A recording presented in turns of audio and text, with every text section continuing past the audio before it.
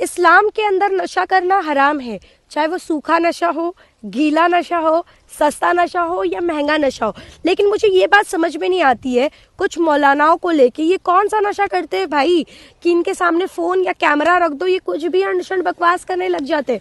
अभी देखो ना, बहुत ही इम्पोर्टेंट और बहुत ही ट्रेंडिंग टॉपिक चल रहा है महाकुंभ का मेला प्रयागराज के अंदर। तो इस मौके का अवसर कैसे कुछ मौलाना छोड़ सकते हैं, या फिर ये कंट्रोवर्सी कर रहे हैं या फिर ये लाइमलाइट में आना चाहते हैं। अब इस कार्टून मौलाना को तो आप जानते ही है, बोलना तो इनको ढंग से आता नहीं है, एजुकेशन तो इन्होंने कंप्लीट की नहीं है, लेकिन कैमरा है, फ्री वाईफाई है। मना किया था अंबानी जी को कि इतना छूट मत दो, ऐसे ऐसे लोगों की वीडियो झेलनी पड़ती है, फिर यही लोग आप लोगों को गाली देते हैं। खैर टॉपिक पे आते हैं। कहते हैं कि कुंभ का जो मेला लग रहा है, जो जमीन है वो वक्त बोर्ड की है। देखो, वक्त बोर्ड को गाली देने से पहले, उसको कोसने से पहले इसका अर्थ जान लेते हैं। तो चलिए without any time wasting video को स्टार्ट करते हैं। जय श्री राम दोस्तों, मेरा नाम है शबनम शेख। स्वागत है आप सभी का मेरे एक नए वीडियो में।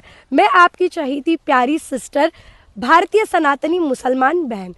दोस्तों, वक्फ बोर्ड क्या है? मुझे भी वक्फ बोर्ड पसंद नहीं है। आप लोगों ने काफ़ी ज़्यादा कमेंट किया कि वक्फ बोर्ड पे वीडियो बनाओ, वक्फ बोर्ड को एक्सपोज करो। चलिए वो दिन आ ही गया है, तो without any time wasting video को स्टार्ट करते हैं। वक्फ बोर्ड क्या है, क्यों है, किस लिए है, मुझे तो ये समझ में नहीं आता।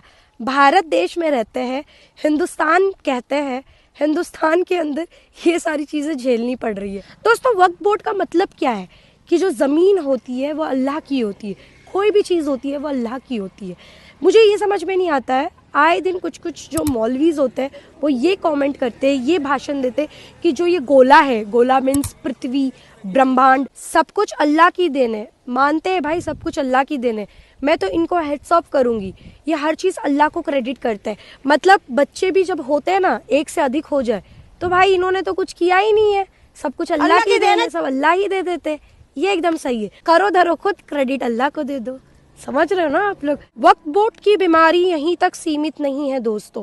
कुछ मौलाना ये कहते हैं कि भाई धरती, आसमान, ये जो नदी है, ये पेड़ पौधे हैं, ये जो पहाड़ है, अल्लाह की देन है। तो मैं ये कहना चाहूंगी, ठीक है सब कुछ अल्लाह ने बनाया, तो ये तो सब कुछ वक्फ बोर्ड का। हम जो लोग हैं वो कहाँ जाके रहे, रेगिस्तान में चले जाए। वैसे तो फिर भारत पे क्यों कब्जा कर रहे हो, पूरे दुनिया के देशों पे क्यों नहीं कब्जा करते भाई? ये एक मेरा क्वेश्चन था। वक्फ बोर्ड की कोई सीमा नहीं है, उसकी तो अपरंपार लीला है। लिटरली बोल रही दोस्तों, इन्होंने लाल किला पे भी अपना कब्जा जमाया। कहते कि लाल किला भी हमारा है, जैसे इनके बाप का है।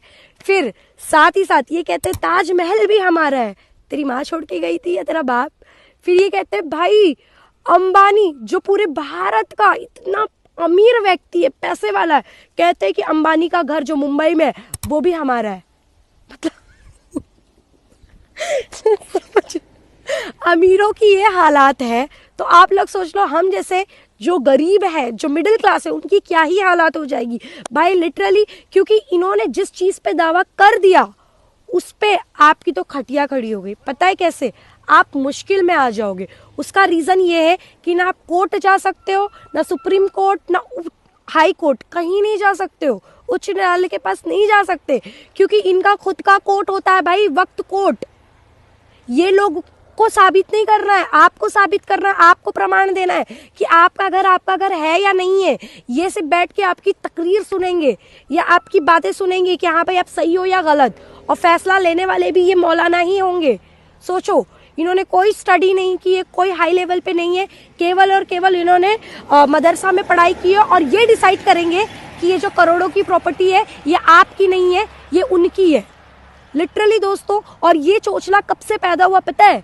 अंग्रेजों के ज़माने से ये लोग हैं। देश जब आज़ाद हुआ उसके बाद फिर से एक एक्ट बना, वक्फ एक्ट, वहाँ से ये सिलसिला शुरू हो रहा है। मतलब लिटरली मुझे समझ में नहीं आ रहा है कि वक्फ बोर्ड को किसने इजाज़त दिया, किसने आज़ादी दी कि भारत के किसी भी कोने पे अपना हाथ मार लेते हैं ये।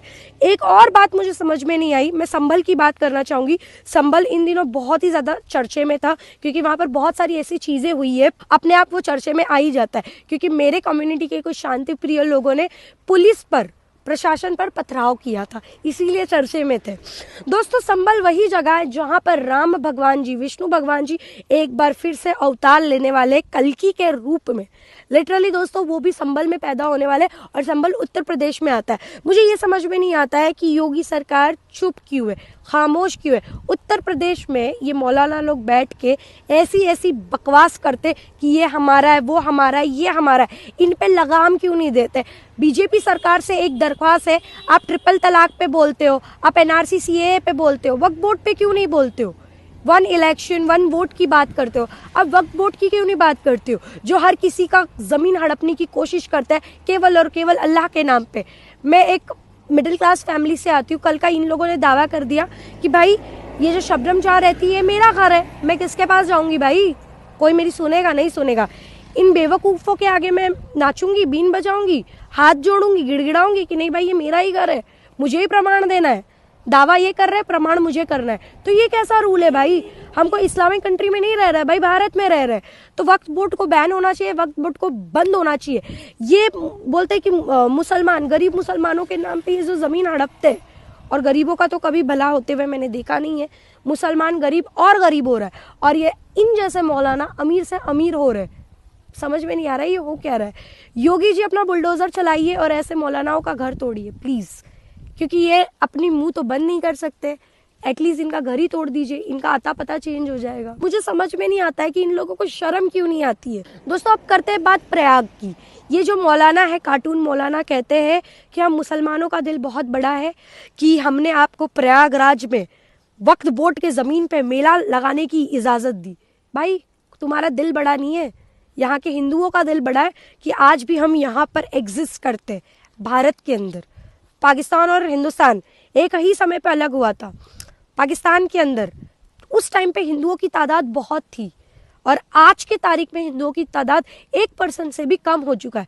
बहुत सारे हिंदू मारे गए, बहुत सारे हिंदू कन्वर्ट हो गए, उनकी बहन बेटियों को अगवा कर लिया गया, यही चीज़ें हुई। लेकिन भारत में देखो, जब देश आज़ाद हुआ, भारत के अंदर हम कितने % मुसलमान थे, और आज देखो हमारी तादाद कितनी बढ़ गई। हिंदुओं के बाद किसी की भारत में पॉपुलेशन सबसे ज़्यादा अधिक है तो वो है मुसलमानों की। टॉप पर आते हैं हिंदू, उसके बाद आता है मुसलमान, उसके बाद फिर अन्य धर्म के लोग आते हैं। तो भाई वो लोगों ने हम पे एहसान किया है कि हम यहाँ पर रह रहे हैं। हमने तो धर्म के नाम पे 2 देशों का बंटवारा तो कर ही दिया था, लेकिन हम यहाँ से नहीं गए। और मैं बहुत प्राउड करती हूँ कि मेरे बाप दादाओं ने, पूर्वजों ने भारत की धरती को चुना और आज हम यहाँ हैं। वरना मैं भी होती इन जैसे मदरसा छापों की तरह, राम जी की भक्ति में लीन नहीं हो पाती, होती तो भाई ब्लास्फेमी के लॉ के चक्कर में लटका दिया जाता मुझे। तो गर्व है कि मेरे बाप दादाओं ने अच्छा फैसला लिया कि मैं भारत के धरती पर हूँ, और आई होप मेरे बाप दादाओं ने बिल्कुल कतई नहीं पाकिस्तान के लिए वोट किया होगा कि देश बन जाए। ठीक है दोस्तों, तो यही कहना था। आई होप दोस्तों आप लोगों को ये वीडियो पसंद आई होगी। अगर वीडियो पसंद आती है तो लाइक, कमेंट, शेयर, सब्सक्राइब कर दीजिएगा। अगर चैनल पे न्यू हो तो जुड़ जाइएगा। मिलते हैं किसी अन्य वीडियो में, जब तक के लिए जय हिंद, जय भारत, जय हिंद की सेना। Love you all, take care, अल्लाह हाफिज, जय श्री राम।